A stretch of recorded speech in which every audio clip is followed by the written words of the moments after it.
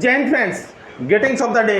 Friends, आपका साथी, आपका भाई, आपका दोस्त सुंदर कुमार एक बार पुनः सुंदर सर की पाठशाला में आपका बहुत बहुत स्वागत करते हैं, अभिनंदन करते हैं। You are welcome to Sundar sir पाठशाला। My dear friends, today's hour topic is preposition. In preposition we start new topic, we begin new topic. What is the name of topic? Under.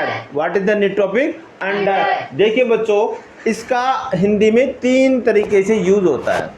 इसके तीन मतलब होते हैं, नीचे, छोटा, कम। नीचे, छोटा, कम। अब नीचे का मतलब बिना पूरी तरह ढके हुए, यानी नॉट फुली कवर्ड। जैसे सपोज करो ये टेबल है साहब, ये टेबल है और इसके नीचे क्या आ गया, कोई खरगोश आ गया या कोई डॉगी आ गया। तो ये साहब, ये कोई खरगोश आ गया, ये आ लो साहब, खरगोश आ गया। तो यहाँ पे ये क्या टेबल है, इसके नीचे आके बैठ गया, लेकिन पूरा ढका हुआ नहीं है, साइडों से आवाज आ रही है। तो ये क्या, इसके साथ किसका यूज होगा? नीचे, अंडर। और छोटा इन एज में, क्या जैसे आप 18 साल के हो, यू आर अंडर 18। आप 18 साल से कम हो, आप 10 साल से कम हो, यू आर अंडर 10। और कम का मतलब क्या हुआ, जैसे लेस के यूज में आप कम क्या ले सकते हो, क्या ले सकते हो, कम का यूज ले सकते हो। जैसे आप 100 kg से कम हो, यू आर अंडर 100 kg। तो अंडर का मतलब क्या हुआ, यहाँ पर कम हुआ। क्या हुआ? कम हुआ। ऑडियंस ध्यान दे और बहुत अच्छे से समझिए। तो let's start today's first example. आज जयपुर में बरसात हो रही है और बरसात की वजह से हमारे इंस्टीट्यूट में सभी बच्चों की लगभग छुट्टी कर दी है। 2-4 बच्चे हैं जो बहुत मेहनती और हार्ड वर्कर हैं और अपने सपनों की उड़ान को पंख देने के लिए बैठे हुए हैं। देखिए बच्चों, अपने सपनों की उड़ान को पंख देने के साथ साथ हम आज का पहला एग्जाम्पल लेते हैं। मेरी बहन बरगद के पेड़ के नीचे बैठी है। यहाँ पे किसकी बात हो रही है? मेरी सिस्टर की बात हो रही है। तो मेरी सिस्टर, मेरी बहन को क्या कहेंगे? My sister. My sister.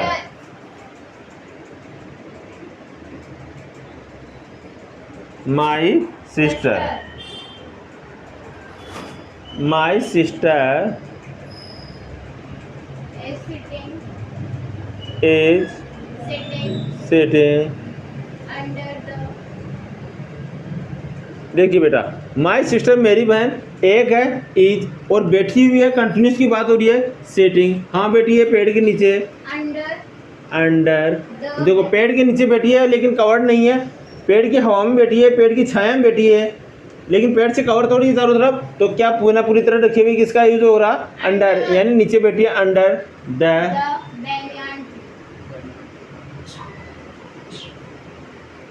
Banyan tree. Okay बेटा, full stop. Yes, speak loudly. My sister is sitting under the banyan tree. Okay. और इसी को मैं कहूँ, मेरा भाई पेड़ के नीचे बैठा है। My brother is sitting under the tree. Got it? अब यहाँ पे पेड़ का नाम नहीं लेकर अपन किसी बरगद का पेड़ का नाम नहीं लेकर अपन करते हैं कोई पेड़ के नीचे बैठा है। या मेरा भाई, अपन कह सकते हैं मेरा भाई पेड़ पर बैठा हुआ है। My brother is sitting on the tree.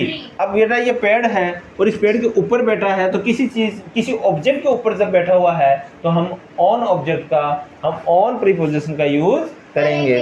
Next देखो, रवि बिस्तर के नीचे छिपा हुआ है। कहाँ छिपा हुआ है? बिस्तर के नीचे। तो देखो, Ravi is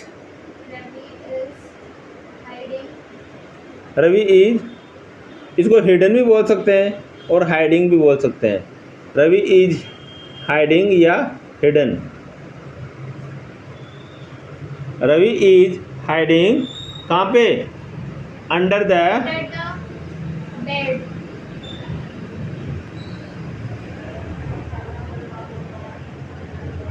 Ravi is hiding under the bed. Ravi is hiding under the bed. Ravi कहाँ छिपा हुआ है? बिस्तर के नीचे, यानी जो बिस्तर होते हैं उनके नीचे वो छिपा हुआ है। रवि दरी के नीचे छिपा हुआ है। Ravi is hiding under the carpet. Under the carpet. Mohit पर्दे में छिपा हुआ है। Mohit is hiding under the curtain. Under the curtain. Very good, super smart. Table के नीचे खरगोश है, टेबल के नीचे खरगोश है। There is a rabbit there is a rabbit under the table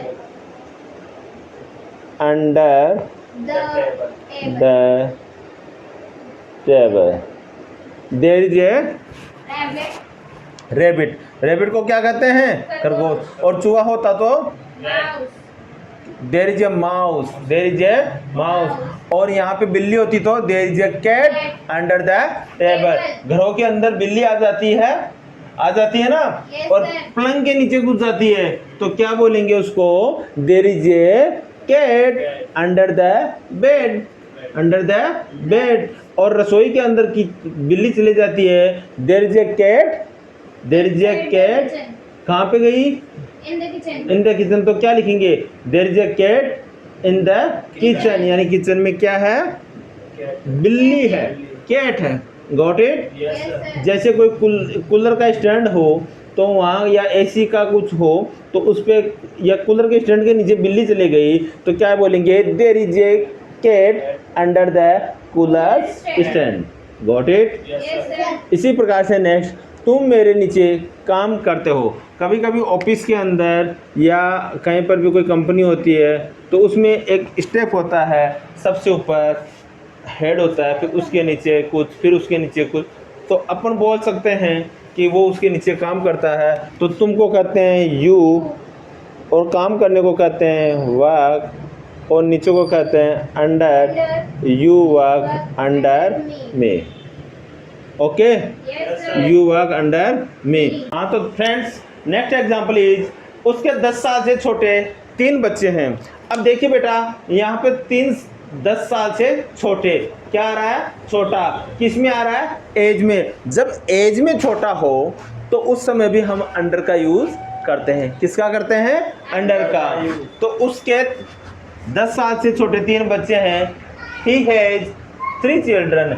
he has 3 children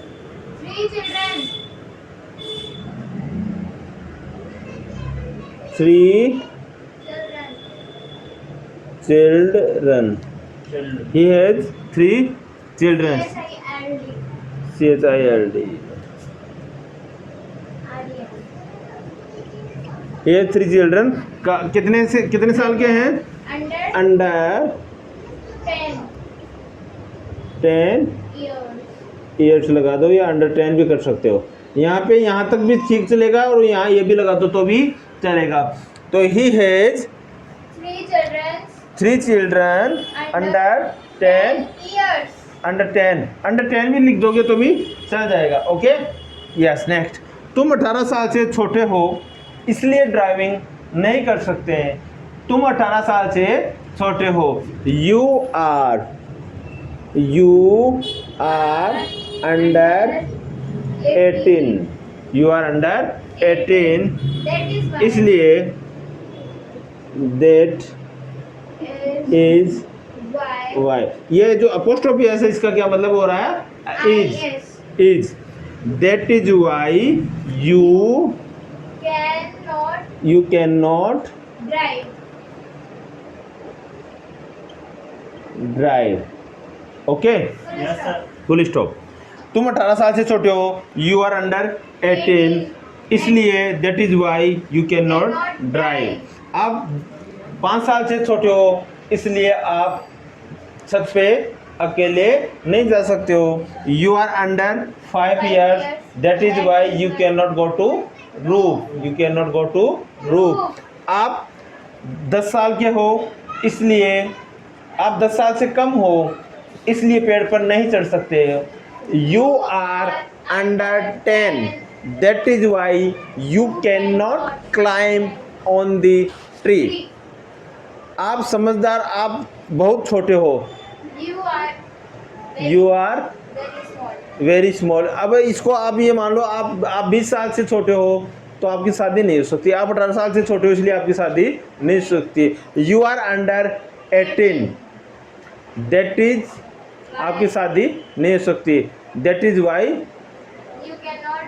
you cannot do marriage या you cannot get married, you cannot get married. Okay, इस लैपटॉप का वजन 1 किलो से कम है. The weight of The weight of this laptop.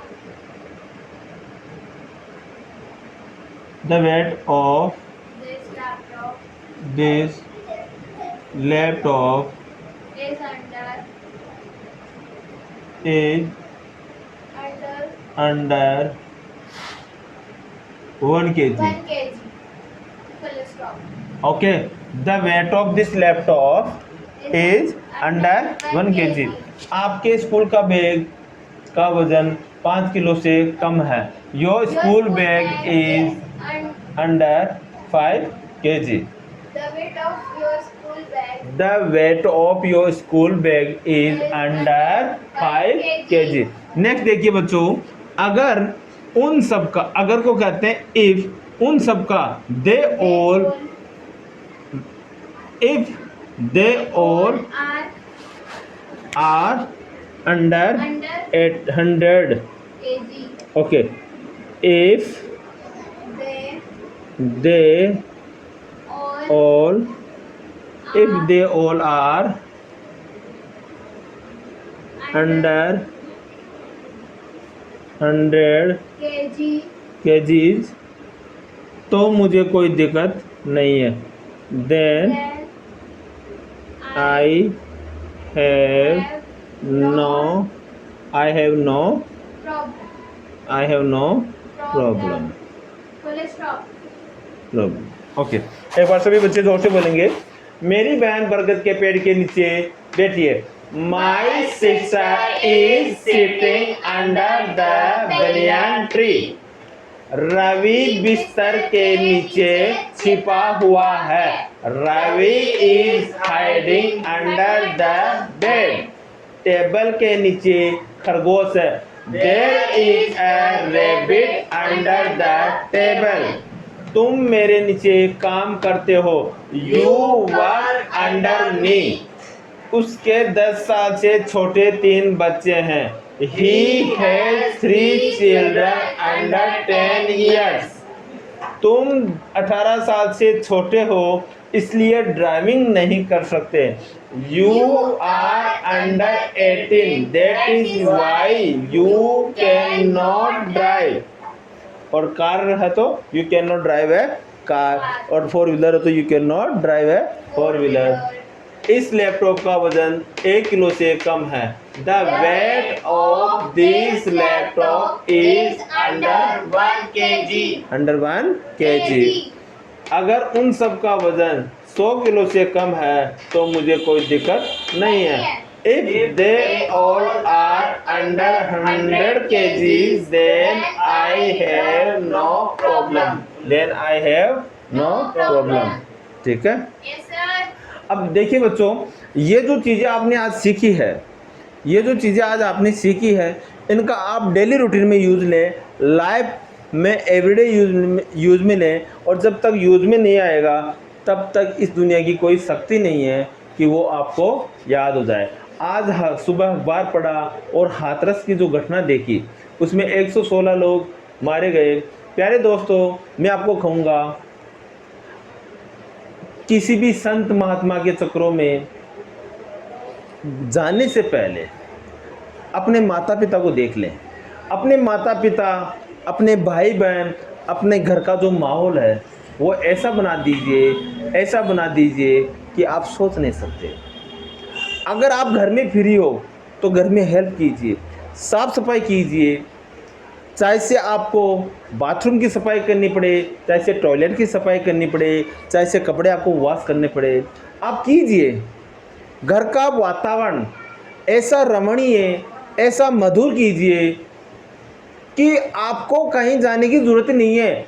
Automatic आपसे सब प्यार करने लगे. मर्दूबासी कीजिए, ऐसा लगे कि उस घर का राजकुमार या उस घर की राजकुमारी घर से बाहर है. जब पापा घर से बाहर जाते हैं तो बच्चे इंतज़ार करें कि मेरे डैडी, मेरे पापा हमारे सपनों के करता धरता हमको इस दुनिया में लाने वाले अभी नहीं आए, हम अभी तक खाना नहीं खाएंगे।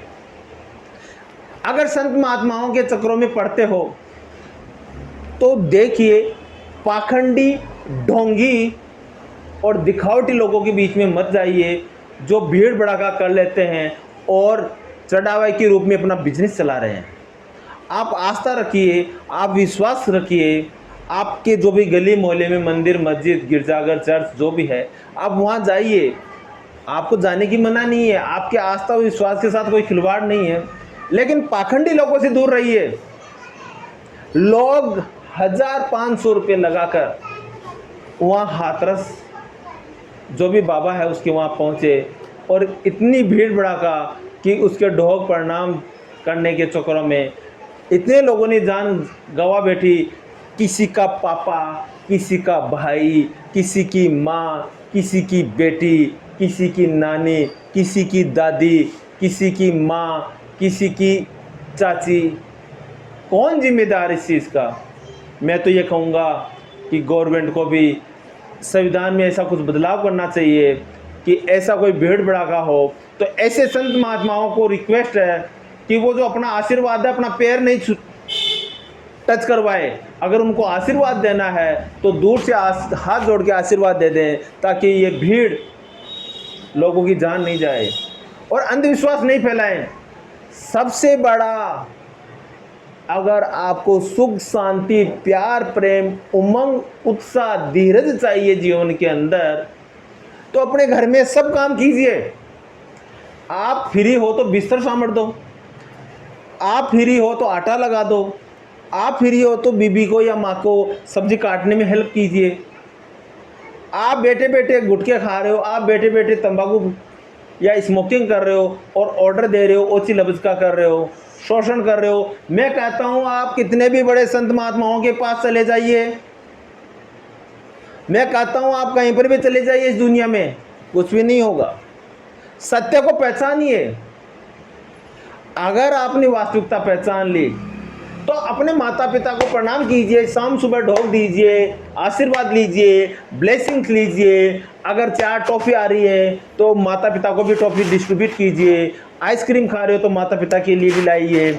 और अगर माता पिता गुस्सा करे, भाई बहन गुस्सा करे, हस्बैंड वाइफ गुस्सा करे, तो कहीं ना कहीं एक दूसरे को भावनाओं की इज्जत करते हुए दब जाना चाहिए, उस समय शांत हो जाना चाहिए। बाद में अगर आपका जो भी बात है उसको सत्यापन करते हुए, सही बोलते हुए आप समझा सकते हैं। लेकिन घर में माहौल ऐसा रखिए, पड़ोस में माहौल ऐसा रखिए, घर में माहौल ऐसा रखिए, पड़ोस में माहौल ऐसा रखिए कि साक्षात ईश्वर आपके घर में निवास करे। मत जाइए किसी पाखंडी, ढोंगी, अंधविश्वासी के पास जो आपको तो पीछे धकेलेगा ही।